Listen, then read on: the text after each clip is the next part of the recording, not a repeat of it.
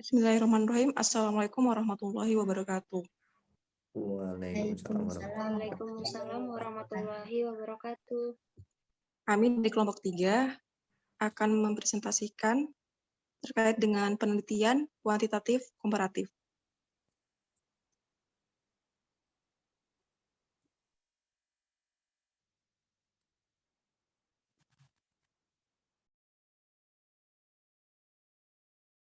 Kami beranggotakan 6 orang.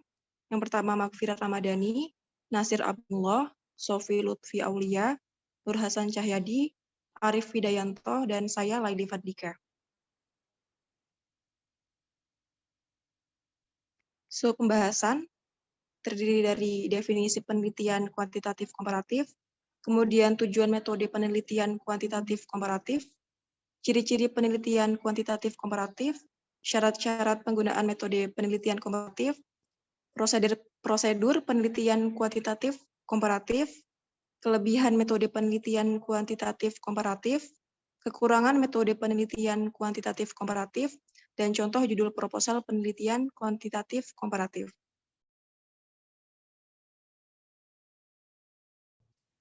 Yang pertama yaitu definisi penelitian kuantitatif komparatif. Definisinya yaitu penelitian komparatif adalah suatu penelitian yang memfokuskan perhatian kepada kelompok subjek penelitian, kemudian dilanjutkan dengan memperhatikan variabel yang diteliti yang ada dalam kelompok yang dikomparasikan. Penelitian menyelidiki apakah terdapat 2 atau lebih kelompok pada fenomena yang dikaji. Penelitian komparasi ini ada 2 jenis, yaitu korelasional komparasi dan kausal komparasi, menurut Ari Kunto. Selanjutnya, tujuan metode penelitian kuantitatif komparatif. Yang pertama yaitu untuk membandingkan persamaan serta perbedaan beberapa sifat dan fakta subjek penelitian berdasarkan suatu kerangka pemikiran. Yang kedua, untuk mengeneralisasikan tingkat perbandingan berdasarkan kerangka berpikir tertentu atau cara pandang. Yang ketiga, agar dapat menentukan manakah yang terbaik. Yang terakhir yaitu untuk menganalisa hubungan sebab dan akibat berdasarkan pada pengamatan terhadap akibat dan mencari faktor penyebab melalui suatu data. Selanjutnya, ciri-ciri penelitian kuantitatif komparatif.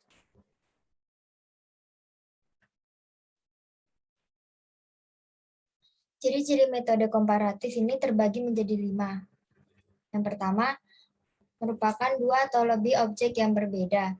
Yang kedua, masing-masing berdiri sendiri dan bersifat terpisah. Yang ketiga, memiliki kesamaan pola atau cara kerja tertentu. Yang keempat, objek yang diperbandingkan jelas dan spesifik. Yang terakhir, memakai standar dan ukuran perbandingan berbeda dari objek yang sama. Penelitian komparatif bersifat data dikumpulkan setelah semua kejadian yang dipersoalkan berlangsung. Peneliti mengambil 1 atau lebih akibat dan menguji data itu dengan menelusuri kembali ke masa lampau untuk mencari sebab-sebab, saling hubungan, dan maknanya.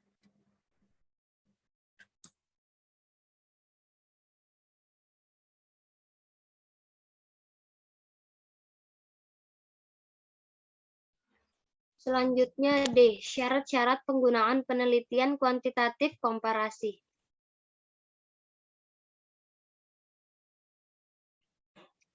Syarat-syaratnya itu ada 3. Digunakan jika tidak memungkinkan untuk menggunakan metode eksperimen. Yang kedua, peneliti tidak dapat mengontrol, memanipulasi, dan memilih faktor penting untuk menganalisis hubungan sebab akibat. Yang ketiga, pengontrolan di laboratorium dianggap mahal dan tidak praktis, secara etika dipertanyakan.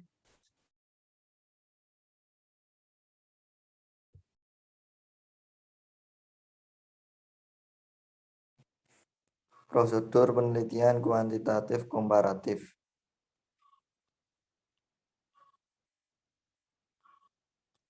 Prosedur penelitian kuantitatif komparatif memiliki prosedur yang tidak jauh beda dengan penelitian lainnya. Berikut ini yang harus dilakukan. Yang pertama, penentuan masalah penelitian. Pada tahap perumusan masalah penelitian atau pertanyaan, peneliti berspekulasi dengan apa yang menjadi penyebab fenomena yang berdasarkan pada hasil penelitian sebelum teori atau pengamatan langsung. Yang kedua, penentuan kelompok yang mempunyai karakteristik yang akan diteliti. Peneliti harus menentukan kelompok yang seperti apa yang akan diteliti, disesuaikan dengan isu atau masalah yang akan diangkat.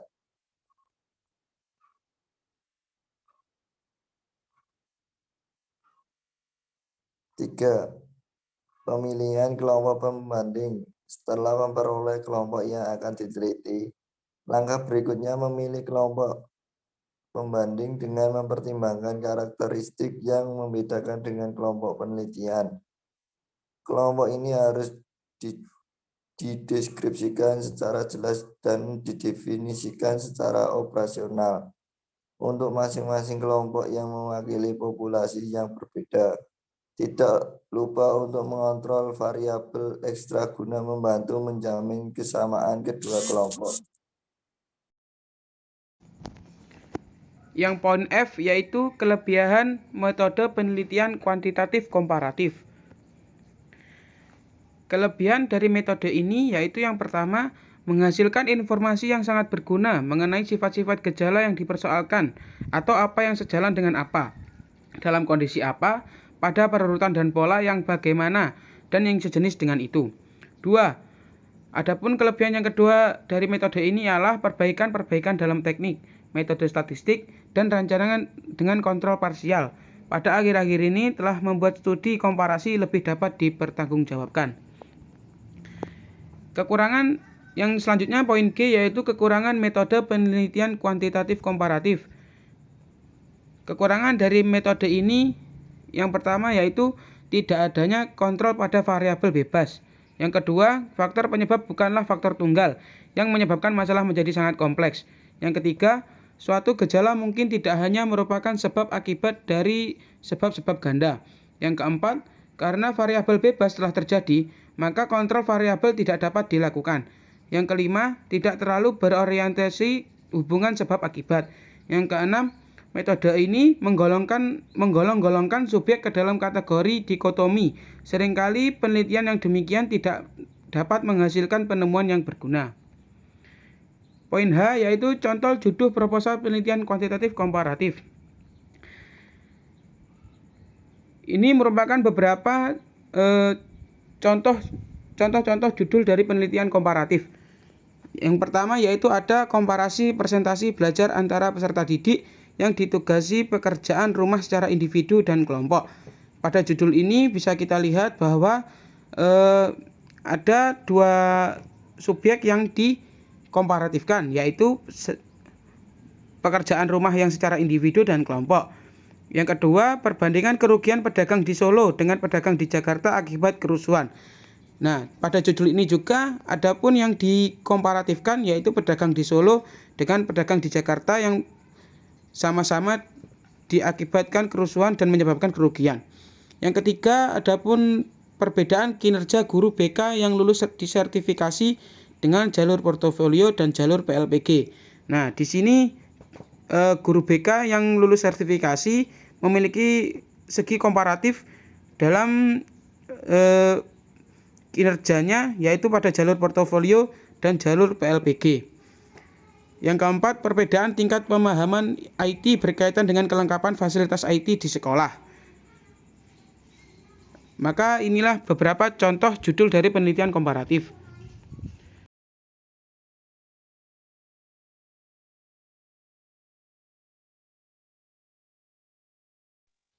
Sekian presentasi dari kami. Terima kasih. Assalamualaikum warahmatullahi wabarakatuh. Waalaikumsalam Waalaikumsalam warahmatullahi warahmatullahi Warahmatullahi wabarakatuh. wabarakatuh.